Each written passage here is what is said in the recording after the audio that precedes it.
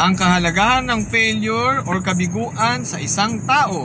Hi mga kapandalisan, Jerome na naman. Kwento lang mga kapandalisan, no?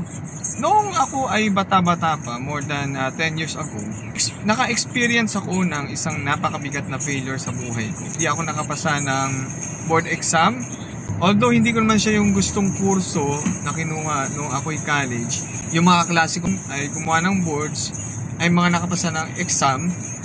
Yung iba actually sa kanila, masasabi kong hindi naman sa pagbubuhat ng bangko, mga kapandalisan, mas magaling naman ako kaysa kanila. Pero nakapasa sila ng boards. Kumbaga, parang kinonsider ko ang sarili ko na ako'y isang malaking failure.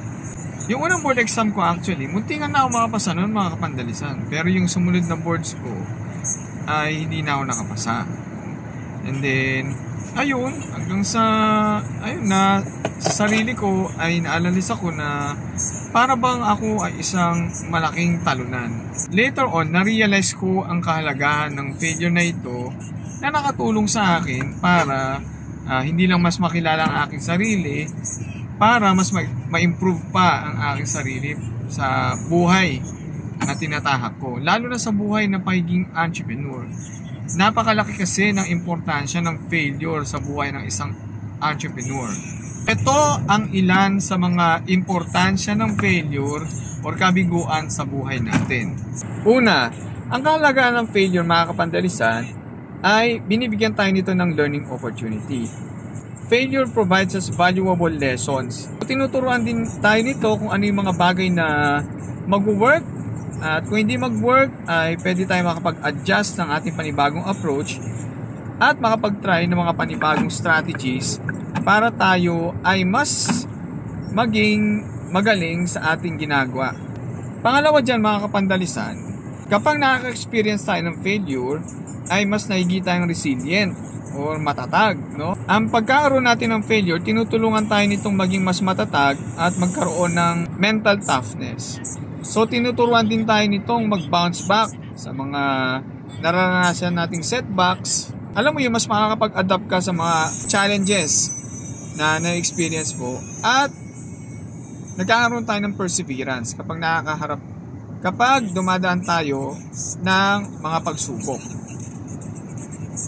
Pangatlo dyan, mga kapandalisan, ay yung nagkakaroon tayo ng innovation, no? Mas nakakapag-innovate tayo kapag tayo ay nakakaranas ng failure. So, actually, pag nakakaranas ka ng failures, dyan na pumapasok yung mga breakthroughs, no, pagdating sa innovation. No, dahil nga, syempre, nagtatry, gumawa ng mga bagay, pero nag-fail yung mga attempts mo. So, mas magkakaroon ka ng mga other ideas para mas makapag-innovate ka pa ng mas maganda. No, at saka yung failure, binibigyan rin tayo niya ng encouragement para mas magkaroon ng creative thinking. At saka syempre, mas makakapag-experiment tayo at makakapag-explore pa tayo ng mga bagong ideas kapag nakakaranas tayo ng failure. Ang apat dyan, mga kapandalisan, ay nagkakaroon tayo ng self-reflection kapag nakakaranas ng failure. It forces us to reflect sa mga actions sa ginawa natin, sa mga desisyon, at sa ating pag-uugali mismo. Kapag nag-fail tayo, ay nagkakaroon din tayo ng self-awareness sa sarili natin. At nagkakaroon din ng personal growth, sa totoo lang, no? Kung saan, mas nakakapag-improve pa tayo, mga kapandalisan. Panglima, no, nagkakaroon tayo ng sense of humility. Ang failure kasi, ay tinuturuan tayo mas maging humble. Sinasabi sa atin na pag nag-fail tayo, ay hindi tayo perfect ng mga tao, no? At syempre, kapag tayo ay nag-fail, mas natututo pa tayo. Patutupiin ka ng failure sa kayabangan mo, no? Yan ang natuturo ng failure, mas maging humble pa. Ang failure din, mga kapandalisan, ay nagbibigay rin sa atin yan ng motivation. Kasi powerful tool kasi ang failure.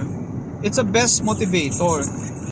Ang failure kasi parang gasolina yan eh. It fuels our determination. Tapos, binibigyan pa tayo nito ng encouragement para mas makapag-set ng goals natin at binibigyan tayo nito ng inspirasyon na to work harder para mas ma-achieve pa natin yung success na gusto natin. At finally, mas ma-appreciate natin yung success kapag nagdaan tayo sa failure. Experiencing failure makes the success sweeter. Tinutulungan tayo nito na ma-appreciate yung mga achievements na nare-receive natin at yung mga efforts which requires us to reach our goals. So overall mga kapandalisan, no, huwag ka ma-discourage kapag ikaw ay nag-fail sa buhay. Kasi kapandalisan, ang failure, napaka-integral niyan na parte ng buhay natin para makuha natin yung success na inaasam natin. Ang failure kasi, binibigyan tayo niyan ng mga invaluable lessons na hindi natin nakukuha kapag tayo ay nasa tugatog ng tagumpay. So, binibigyan rin tayo nito ng sense of resilience, mas nakikita tayong matatag sa buhay at opportunities para tayo ay mas lumago pa at maging mas innovative. Tandaan mo rin to kapandalisan, no? Have this mindset.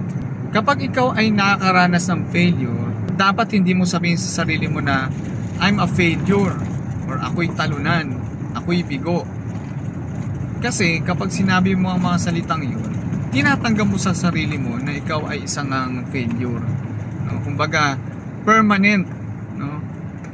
Na ikaw ay failure.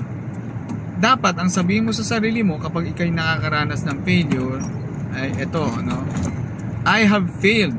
Kasi ang mga salitang yun ay masasabi mo lamang na temporary sa isipan mo yung failure.